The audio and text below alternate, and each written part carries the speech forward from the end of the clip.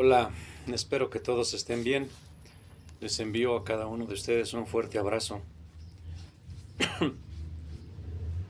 Vayamos al grano de arena, a la arena del desierto, al desierto del Gazel Sayá, el cazador, el Imujaj, el Tuareg, el Targuí, el Inmouchar del Kelt Aljimus. La puerta se abrió de golpe y el sargento Malik el Haideri saltó del camastro, abalanzándose sobre la pistola que descansaba sobre la mesa, pero se detuvo al distinguir la silueta del teniente Rasmán, recortándose contra la luminosidad de la puerta del exterior. Semidesnudo como se encontraba, hizo un esfuerzo por mantener su aire marcial, se cuadró rígidamente, saludando e intentando entrechocar los tacones. Lo que resultó en verdad ridículo, aunque el rostro del teniente mostró a las claras que no estaba de humor como para captar la comicidad de la situación, y en cuanto sus ojos se acostumbraron a la penumbra de la estancia, se aproximó a una de las ventanas, abrió los postigos y señaló con un gesto de su fusta el barracón vecino. ¿Quién es esa gente que está ahí encerrada, sargento?, le preguntó. El sargento advirtió que un súbito sudor frío emanaba de cada uno de los poros de su cuerpo, pero luchando por mantener su entereza, contestó: la familia del Targuí. ¿Cuánto hace que está aquí?, preguntó el teniente. Una semana. Rasmán se volvió a él, como si no quisiera dar crédito a lo que estaba escuchando. ¿Una semana?, repitió aterrorizado. ¿Una semana? ¿Quieres hacerme creer que ha tenido a mujeres y niños asándose de calor, encerrados en ese infierno durante una semana, sin dar parte a sus superiores? La radio está estropeada. Mentira, dijo el teniente. Acabo de hablar con el operador. Usted dio orden de mantener silencio. Por eso me fue imposible comunicarle mi llegada. De pronto se interrumpió, pues su vista había recaído en la figura de Laila, completamente desnuda, que se acurrucaba asustada en el más apartado rincón de la estancia, en el punto en el que había estado durmiendo sobre una raída manta. Sus ojos fueron alternativamente de la muchacha a Malik el Haideri y por último, como si temiera hacer la pregunta, inquirió roncamente: ¿quién es?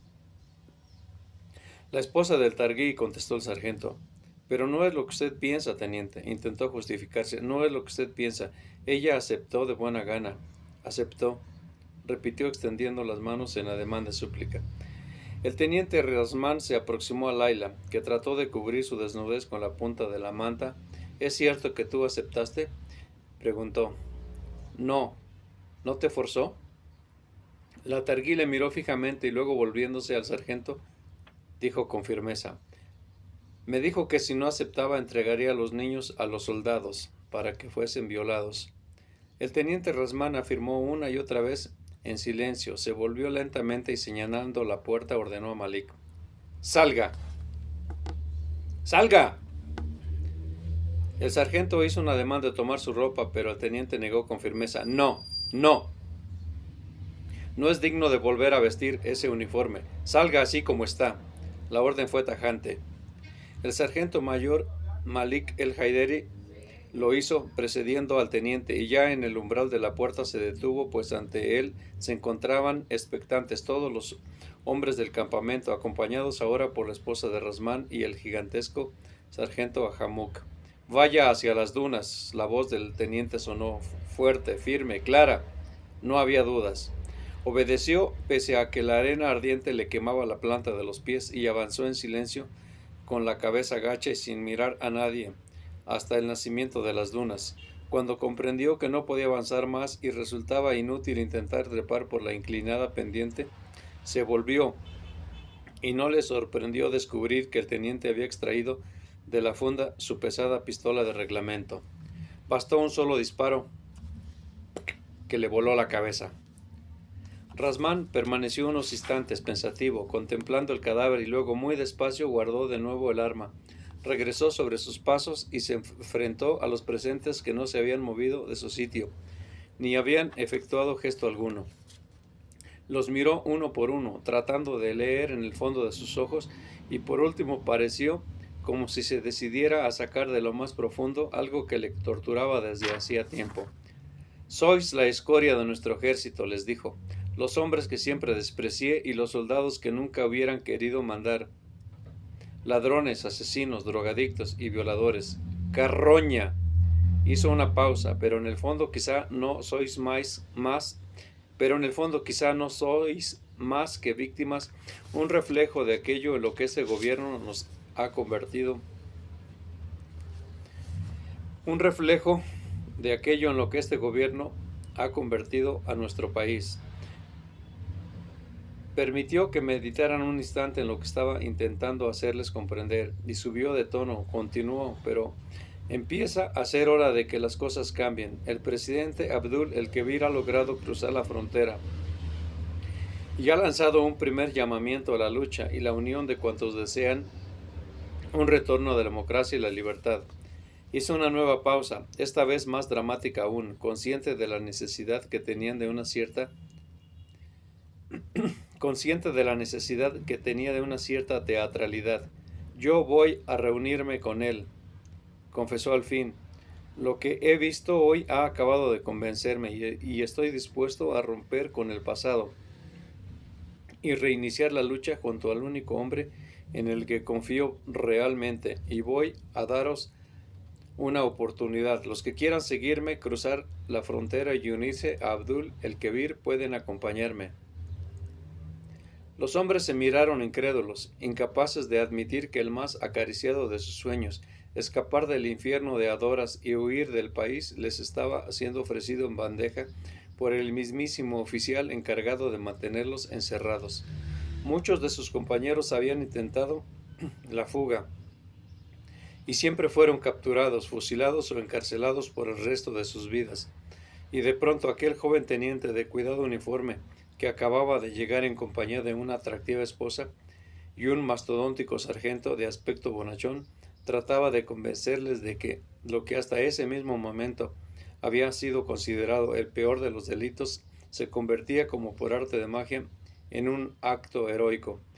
Uno estuvo a punto de soltar la carcajada, otro dio un salto de alegría, y cuando Rasmán, plenamente consciente de lo que hacía y de cuáles eran los auténticos sentimientos de aquella cuadrilla de fascinerosos, pidió solemnemente que alzaran el brazo cuantos estuvieran dispuestos a seguirle, fue como si un único resorte irresistible actuase sobre todas las manos, haciendo que se elevaran al cielo al unísono.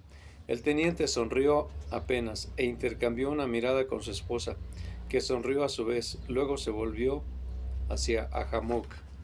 «Prepáralo todo», le dijo. «Salimos dentro de 2 horas». Señaló con la fusta hacia el barracón desde cuyas enrejadas ventanas la familia de Gazel Sayá había seguido el desarrollo de la escena. «Ellos vienen con nosotros», añadió.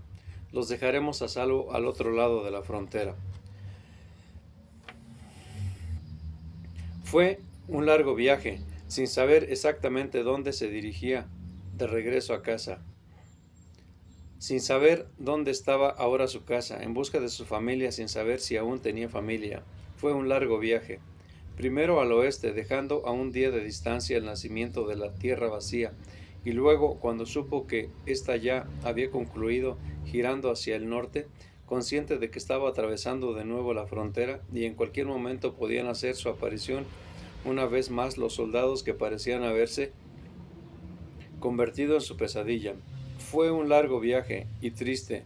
Nunca, ni aun en los peores momentos, cuando en el confín del Tigdabra comprendió que la muerte era ya su única compañera de camino, imaginó que los acontecimientos pudieran adquirir un sesgo semejante, pues para él, como guerrero y noble de un pueblo de nobles guerreros, esa muerte constituía la única derrota definitiva. Pero ahora, súbitamente, como un mazazo, descubría que el hecho de morir nada significaba frente a la tremenda realidad de comprobar que los seres que amaba se convertían en víctimas de su guerra privada y se constituían en la auténtica, la más tremenda de las derrotas. Por su mente cruzaban una y otra vez obsesivamente los rostros de sus hijos, la voz de Laila o las escenas infinitamente repetidas de su vida en el campamento, cuando todo era soledad y paz al pie de las grandes dunas, y los años pasaban sin que nadie acudiera a turbar la calma de una vida monótona y sencilla. Fríos amaneceres en los que Laila se acurrucaba contra su estómago, buscando la tibieza de su cuerpo. Largas mañanas de luz esplendorosa y expectante ansiedad en busca de la casa. Pesados medios días de calor bochornoso y dulce somnolencia. Tardes de cielos rojos en los que las sombras se prolongaban por la llanura como si quisieran tocar el borde del horizonte. Y noches olorosas y densas, a la luz de una hoguera, repitiendo sin fatiga las leyendas ya sabidas. Miedo al jarmatán que soplaba rugiente y a la sequía, amor a la llanura sin viento y a la negra nube que se abría para que la tierra se cubriese con la alfombra verde de la Chev. La cabra que moría, la joven camella que al fin se preñaba, el llanto del pequeño, la risa del mayor, el gemido de placer de Laila en las madrugadas. Esa era su vida, la que anhelaba, la única que había ambicionado y que había perdido porque no se sintió capaz de soportar una ofensa contra su honor de Targuín. ¿Quién podía haberle culpado por no enfrentarse a un ejército? ¿Quién no le culparía ahora por haberlo hecho, perdiendo en la aventura a su familia? Ignoraba el tamaño de su país, ignoraba incluso el número de seres que lo habitaban, y sin embargo se había opuesto a él, a sus soldados y a sus gobernantes, sin detenerse a meditar en las consecuencias que tamaña ignorancia podían acarrear. ¿En qué lugar de aquel país gigantesco encontraría a su mujer y sus hijos? ¿Quién de entre todos sus habitantes sabría darle noticias de ellos? Día a día, a medida que avanzaba hacia el norte, fue tomando conciencia de su propia pequeñez, pese a que ni él mismo desierto, con toda su inmensidad, había conseguido acomplejarle en más de 40 años de existencia. Ahora se sentía diminuto, no frente a la grandeza de la tierra, sino frente a la bajeza de quienes la habitaban, que habían sido capaces de involucrar en una lucha de hombres a mujeres y niños. No conocía las armas con las que debía enfrentarse a semejante clase de individuos. Nadie le había explicado nunca las reglas de aquel juego y recordó una vez más la vieja historia que siempre contaba el negro Suleim y en la que dos familias en lucha llegaron a odiarse de tal modo que una vez enterraron a un pequeño en una duna haciendo que su madre se volviera loca. Pero había sido una sola vez en toda la historia del Sahara, y tanto espanto causó entre sus habitantes que su recuerdo perduró a través de los años, transmitiéndose de boca en boca en los coros nocturnos, asqueando a los adultos y sirviendo de enseñanza a los menores. Ved cómo el odio y las luchas a nada conducen más que al miedo, la locura y la muerte. Podía repetir de memoria cada una de las palabras del anciano, y quizás ahora, por primera vez, después de años de escucharlas, caía en la cuenta de lo profundo de su significado. Eran tanto los hombres que habían muerto desde aquel lejano amanecer en que decidió montar en su mejarí y lanzarse al desierto a la búsqueda de su honor perdido, que no tenía derecho a sorprenderse de qué parte de la sangre de esos muertos le salpicara de pronto a él y a su familia. Mubarak, cuyo único delito había sido conducir a una patrulla tras las huellas de unos hombres de los que nada sabía, el sudoroso capitán que se defendía alegando que se había limitado a cumplir órdenes a las que no podía negarse, los 14 guardianes de Jerifíes que no habían cometido otro error que el de dormirse en su camino, los soldados que mató al borde de la tierra vacía, y los que volaron luego por el aire sin tiempo a averiguar de dónde les llegaba la muerte. Demasiados, y él, Gazel Sayá, no tenía más que una vida que ofrecer a cambio, una sola muerte con la que compensar tantas muertes. Tal vez por ello le exigían a su familia como parte del pago de tan tremenda deuda. Inshallah, hubiera exclamado Abdul el Kebir. Le vino a la memoria una vez más la imagen del anciano y se preguntó qué habría sido de él y si había vuelto, como prometió, a la lucha por el poder. Era un loco, musitó en voz muy baja, un loco soñador de los que nacen predestinados a recibir todas las bofetadas, y el grigrí de la desgracia cabalga a su lado, pegado a su ropa. Tanta era la fuerza de ese grigrí que incluso me contagió parte de su desgracia.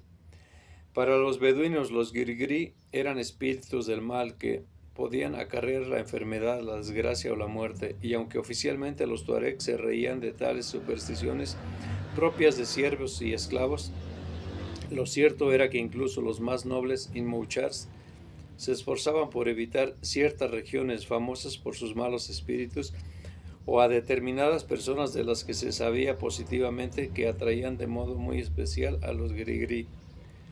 Triste resultaba y trágico que un grigri se enamorara de alguien, pues resultaba inútil en ese caso intentar escapar al confín del universo, enterrarse en la más profunda de las dunas o atravesar a pie el infierno de Tigdabra.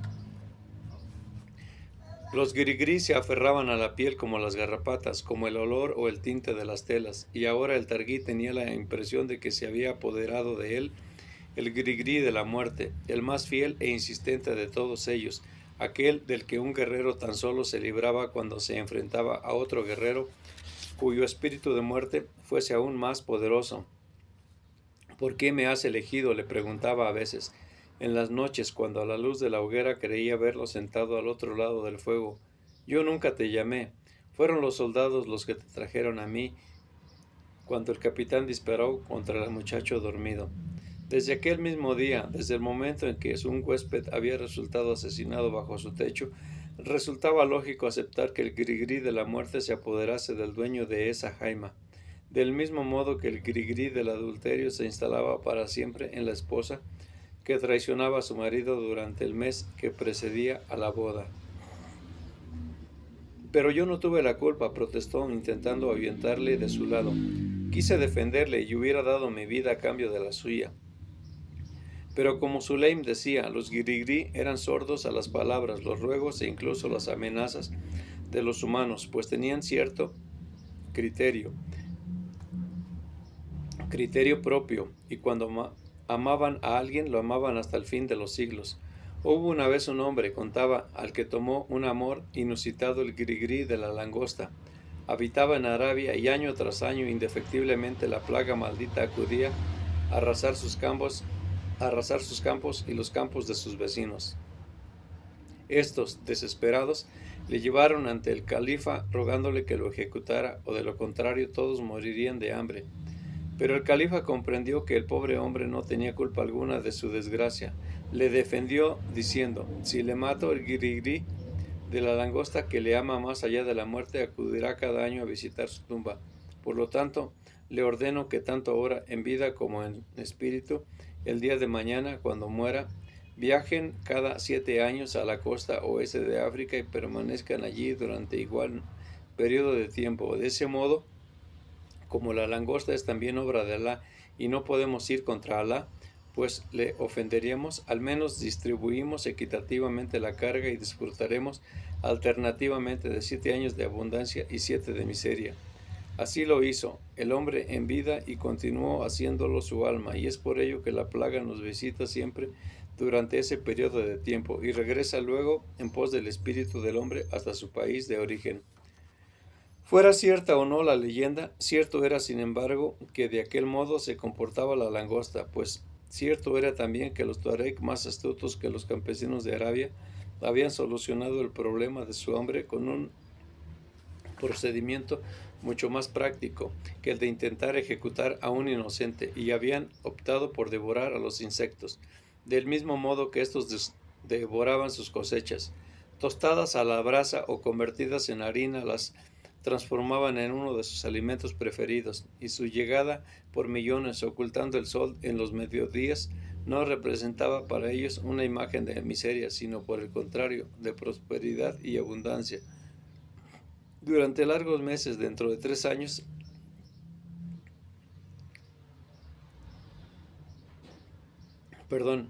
sino por el contrario, de prosperidad y abundancia, durante largos meses.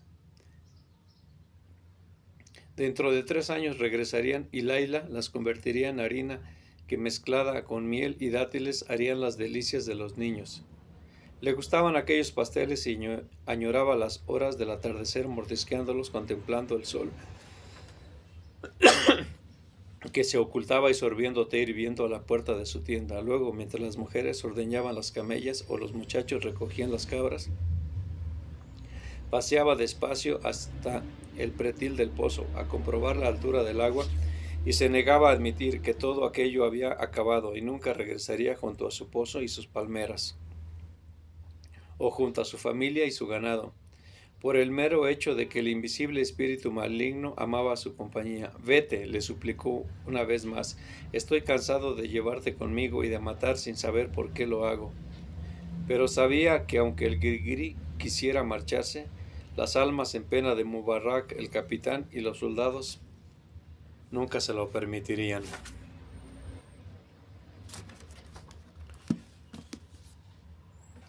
Muchas gracias por escucharme, por su paciencia, su atención. Cuídense.